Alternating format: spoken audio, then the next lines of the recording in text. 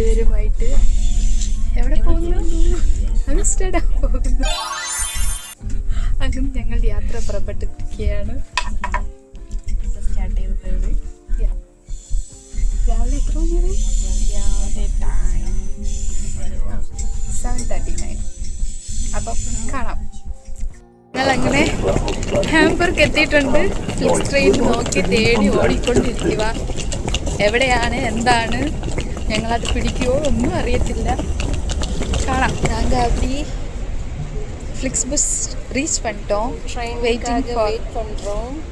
Train அல்ல, பஸ்ஸுக்காக wait பண்ணிட்டு இருக்கோம்.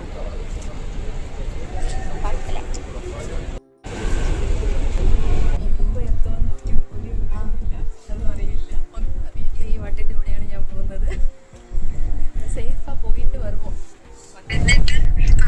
എന്നിട്ട് അപ്പൊ ശരി, നമ്മൾ ലോകത്തിന്റെ പല മോളിലോട്ട് പോവുകയാണ്. നിങ്ങളെ ആംസ്റ്റർഡാം പോകുമ്പോ ഞങ്ങളെ താഴോട്ട് ബെർലിൻ പോയിട്ട് വരാം. ഓക്കെ ശരി എന്നാ. ഇതിനെ കാണാൻ നല്ല ഭംഗിയുണ്ട്. നല്ല രസമുണ്ട് കാണാൻ. സുന്ദരിയായിട്ടുണ്ട്. എത്താൻ വേണ്ടി ഈ സാധനം ഇപ്പം വിളിച്ചിട്ടുണ്ട്. ഹായ് കാണിച്ചേ. ചുമ്മാ വിളിച്ചോ. ഹായ് കാണിച്ചേ.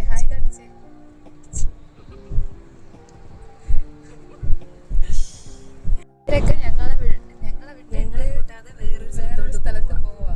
ഞങ്ങൾ ഇവരെ കൂടാതെ വേറൊരു സ്ഥലത്ത് പോവാ. കണ്ടോ? അങ്ങനെ ഇതാണ് ഏറ്റവും വലിയ ചോർച്ചി. എന്റെ വാർഡിലെ ചോർച്ചയാണ്. ഇത് അടുത്ത ചൊറിച്ചിയ. ഇത് അതിന്റെ അടുത്ത ചൊറിച്ചിയ. നിന്നെ കാണിച്ചേ. അങ്ങനെ ഈ 5 ചൊറിച്ചികളും അങ്ങോട്ട് പോവാ. ഞങ്ങള് രണ്ടുപേരും. ഇതാണ് ആ ചോർച്ചികളുടെ ടീം തലവൻ.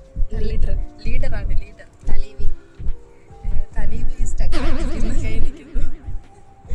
ഇപ്പൊ വന്നു തലവി. ഇതാ വന്നിട്ടുണ്ട്.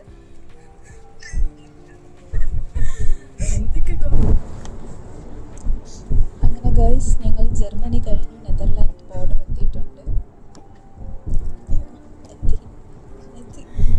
നെതർലാൻഡ് ബോർഡർ എത്തി. ഇതുവരെ ഞങ്ങൾ റീച്ച് ആകേണ്ട സ്ഥലം എത്തിയിട്ടില്ല.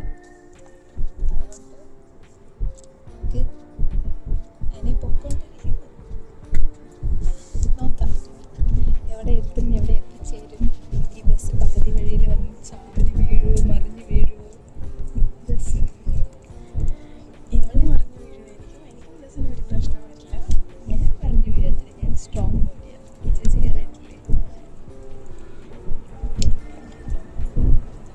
അങ്ങനെ ഞങ്ങൾ ആംസ്റ്റർഡാമിനകത്ത് എത്തിയിട്ടുണ്ട്. ഇതുവരെയും ഞങ്ങൾ റീച്ച് ആകേണ്ട സ്ഥലം എത്തിയിട്ടില്ല. ഞങ്ങളുടെ സ്റ്റേ ഇനി വേണം കണ്ടുപിടിക്കാൻ. എവിടെയോ ബുക്ക് ചെയ്തിട്ടുണ്ട്, പക്ഷെ അത് കണ്ടുപിടിക്കണം. ഇവിടെ ട്രാൻസ്പോർട്ട് എങ്ങനെയാണ് ഒന്നും അറിയത്തില്ല. ഒരു വിവരമില്ല. ഒന്നും അറിയില്ല. ഞാൻ ഓൾറെഡി പറഞ്ഞതുപോലെ ഈ വട്ടിൻ്റെ കൂടെയാണല്ലോ. കടൽ അങ്ങനെ ഞങ്ങൾ കണ്ടു. കടലാണോ കായലാണോ എന്ന് അറിയത്തില്ല. അത് കടല. ചില കണ്ടുകൂട്ടികൾക്കൊക്കെ കായലായിട്ട് തോന്നും. ബിക്കോസ് രണ്ട് സൈഡും ഞങ്ങൾ കണ്ടു. ആംസ്റ്റർഡാം ഞങ്ങൾ റീച്ചായി. ഞങ്ങൾ സ്ഥലത്തിലെത്തിയായിരുന്നു. വണ്ടി കിട്ടിയില്ല. ഞങ്ങൾ ഉദ്ദേശിച്ച വണ്ടി. ഏത് വണ്ടി പോകും? ലാസ്റ്റ് ഞങ്ങൾ ഊബർ ബുക്ക് ചെയ്യാനും കാർഡ് വർക്കാവുന്നില്ല. പിന്നെ ഉറങ്ങിക്കിടന്ന അലീന കൊച്ചിനെ എണീപ്പിച്ച് അവളെ പറയാനുണ്ടോ?